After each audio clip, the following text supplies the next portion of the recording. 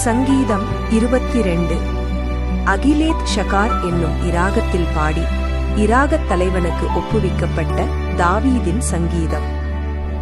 என்னை விட்டு தூரமாகாதேயும், ஆபத்து கிட்டி இருக்கிறது சகாயரும் இலை. அநேகம் காளைகள் என்னை சூழ்ந்திருக்கிறது, பாசான் தேசத்து பலத்த எருதுகள் என்னை வளைந்து கொண்டது. தீரி கட்சிக்கிற சிங்கத்தை போல் எம்மேல் தங்கள் வாயை திறக்கிறார்கள். தண்ணீரை போல ஊற்றுண்டேன், என் எலும்புகள் எல்லாம் கட்டுவிட்டது. என் இருதயம் மெழுகு போலாகி என் குடல்களின் நடுவே உருவாக்கி, என் பெலன் ஓட்டை போல் காய்ந்தது, என் நாவு மேல் வாயோடே ஒட்டி கொண்டது. என்னை மரண தூளிலே போ